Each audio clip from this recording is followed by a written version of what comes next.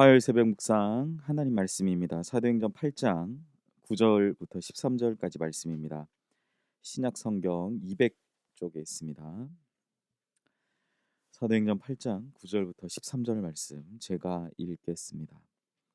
그 성에 시몬이라 하는 사람이 전부터 있어 마술을 행하여 사마리아 백성을 놀라게 하며 자칭 큰 자라 하니 낮은 사람부터 높은 사람까지 다 따르며 이르되 이 사람은 크다 일컫는 하나님의 능력이라 하더라. 오랫동안 그 마술에 놀랐으므로 그들이 따르더니 빌립이 하나님 나라와 및 예수 그리스도의 이름에 관하여 전도함을 그들이 믿고 남녀가 다 세례를 받으니 시몬도 믿고 세례를 받은 후에 전심으로 빌립을 따라다니며 그 나타나는 표적과 큰 능력을 보고 놀라니라. 아멘. 오늘 말씀을 통해서 퍼져나가는 복음의 능력이라는 제목의 하나님 말씀 증거하겠습니다. 어떤 이유에서든 믿음의 사람들이 고난받는 데에는 이유가 있습니다. 특히 주님을 위한 고난은 하나님의 뜻을 이루는 귀한 도구가 되기도 합니다. 그런 고난은 하나님의 특별한 섭리 가운데 있기 때문에 믿음 안에서 겪는 고난과 어려움은 별과 같이 빛나는 결실을 맺게 한다라고 우리는 말씀을 통해 생각해 볼 수 있습니다. 오늘 본문의 배경이 되는 상황은 초대교회가 사도들과 또 믿음의 사람들이 말씀을 듣고 회개하고 또 성령의 충만함을 이제 누리면서 이 사도들과 또 그 성도들을 중심으로 해서 부흥하기 시작했을 때 그때에 스데반 집사님의 순교가 있었습니다. 우리가 앞서 보았던 7장이 그 내용인데요. 이 스데반 집사님의 순교가 왜 중요한가? 이 정말 부흥하고 성장하는 것은 너무나 좋은 일이잖아요. 근데 이 좋은 일 그 다음에 있었던 것이 바로 이 어떤 박해와 또 고난의 상황이라는 사실입니다. 그것이 상징적으로 드러난 것이 바로 이 스데반 집사님의 순교 사건인 것이죠.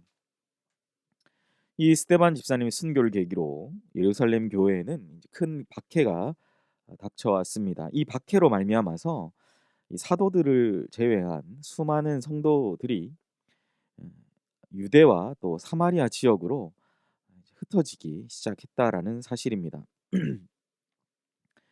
근데 이러한 박해를 통한 흩어짐이 복음을 더욱 확장시키는 계기가 되었던 것을 사실 가장 먼저 이제 보여주는 것이 우리가 오늘 8장의 본문이라고 할 수 있습니다.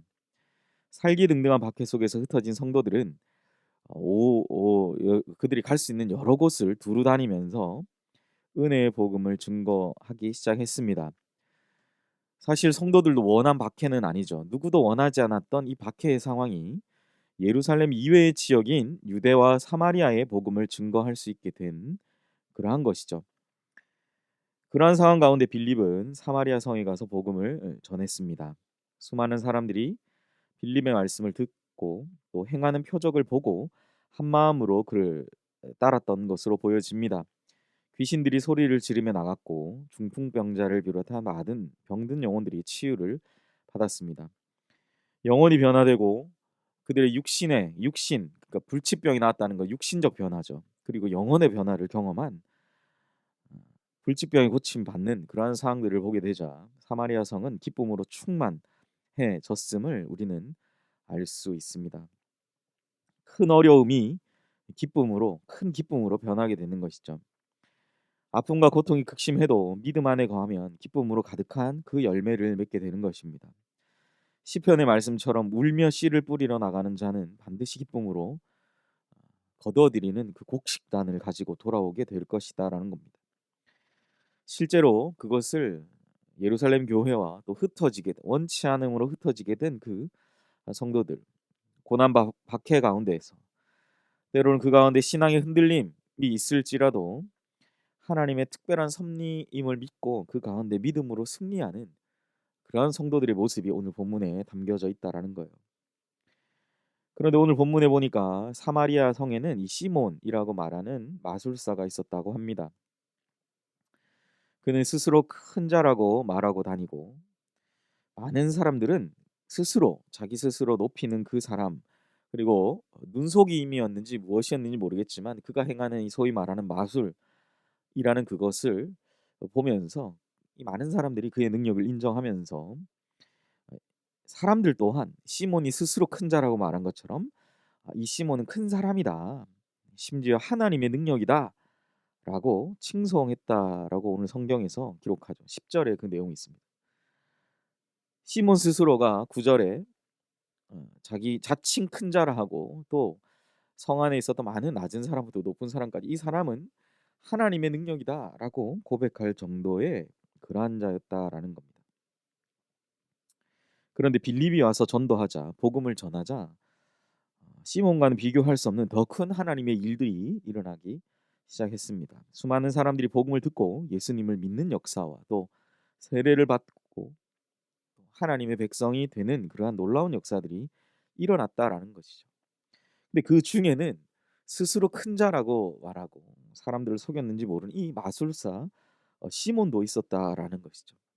참 시몬이 빌립이 복음 못 전하게 뭐 좀 뭐 대적한다든지 뭐 싸움을 건다 덤벼든다 이런 일이 있었는데 그게 아니라 사실 오늘 본문은 너무 그런 어떤 약간 재미의 스토리랄까요? 그런 거 없이 그냥 시몬도 스스로 큰 자라고 했던 자가 하나님을 믿게 되는 시몬도 믿고 세례를 받는 역사가 나타났다라는 거예요. 시몬은 빌립이 보여준 표적 큰 능력을 보고 놀랬던 것 같습니다. 빌립을 통해서 하나님의 큰 능력이 나타나는 것을 그가 보게 된 것이죠. 빌립은 그 무엇보다 하나님 나라와 예수 그리스도의 이름을 증거했던 것뿐이었습니다. 박해의 상황 가운데서도 하나님은 택하신 이 사람들을 통해 하나님의 일을 행하신다는 사실을 우리는 기억해야 될 것입니다. 하나님의 능력이 세상을 놀라게 하는 것을 우리가 오늘 빌립처럼 또 세상 사람들 중에 한 명으로 표현된 이 시몬처럼 우리가 이 세상 사람들에게 비록 공고한 날이 계속될지라도 코로나의 상황 가운데 우리의 심령이 정말 핍절해지는 그 상황 가운데서도 우리가 이 세상을 놀라게 하는 빌립처럼 빌립과 같이 우리가 그러한 믿음으로 우리의 인생을 고백하는 그러한 인생 또한 그러한 인생을 살아가는 이 복된 하루 되시기를 주님의 이름으로 축복합니다. 말씀을 정리하겠습니다. 복음을 가진 사람들은 두려울 것이 없죠. 그래서 박해의 상황, 고난의 상황을 만났을 때도 그들은 담대히 자신이 해야 될 일들을 증거하며 나아가는 것을 보게 됩니다. 그 안에 하나님의 능력이 있기 때문에 그들은 두려워하지 않습니다. 세상은 하나님의 사람들을 박해하고 그들이 생각하는 우리 믿음의 사람들이 생각하는 가장 소중한 것을 빼앗으려고 시도합니다. 생명도 뺏어가려고 합니다. 또 내가 가졌던 모든 터전들을 다 뺏어가려고 합니다. 하지만 예수 그리스도의 능력과 하나님의 신실하심을 믿고 또 주님과 동행하는 믿음의 사람들은 흔들리지 않으려고 흔들리지 않기 위해서 흔들리지 않으며 주님의 큰 능력으로 승리하게 되는 것을 오늘 본문은 우리에게 알려줍니다.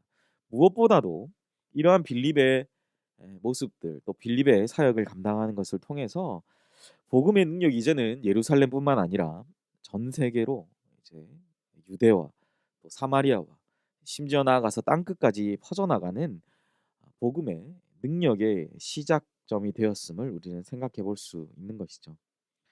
사랑하는 여러분, 영적인 눈을 뜨고 현재의 박해와 같은 이 어려움을 이겨내며 살아가시는 이 복된 하루 보내시는 우리 연희교회 모든 성도님들 되시기를 주님의 이름으로 간절히 축복합니다. 기도하겠습니다. 하나님, 스데반 집사님의 순교의 상황이 있었을 때 많은 성도들은 가슴 아파하고 교회 지도자의 한 명을 잃은 것으로 말미암아 그들은 많이 방황했을 것입니다. 그러나 그들은 그것에도 분명한 이유가 있을 것이고 또 하나님이 이 고난과 이 박해 또한 사용하셔서 우리를 통하여 일하실 것이다라는 분명한 그런 신실한 믿음이 있었던 것 같습니다. 그들은 머무르지 않고 오히려 흩어지게 된 상황들을 받아들이고 또 먼 곳으로 나아가서도 복음의 신실한 사역들을 감당했습니다. 그들의 입술에는 불평과 불만이 아니라 그들의 입술에는 복음을 전하는 아름다운 그러한 모습들이 있었음을 우리가 생각하며 그로 말미암아 복음의 능력이 점차 온 세계 주님의 말 예수님의 말씀대로 그렇게 퍼져가게 되었던 것을 오늘 말씀을 통해 우리가 생각해 보게 되었습니다. 오늘 하루 비록 많이 힘들고 어려운 상황들이 있을지도 모르겠습니다.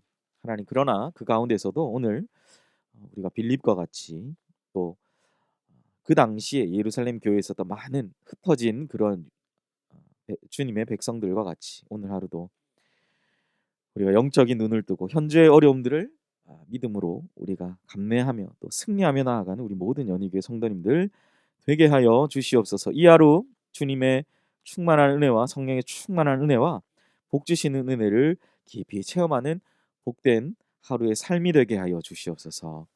감사드리며 예수님의 이름으로 기도합니다. 아멘. 시간 우리 함께 말씀을 생각하시면서 자막을 보시면서 기도하겠습니다. 퍼져 나가는 복음의 능력으로 박해와 같은 고난의 힘겨운 상황들을 믿음으로 이겨 나아가는 그런 하루 되게 해달라고 기도하시기를 바랍니다. 담임 목사님 청빙을 위해서 기도하실 때 계속 우리 담임 목사님 청빙 서류 받고 있는 가운데 있습니다.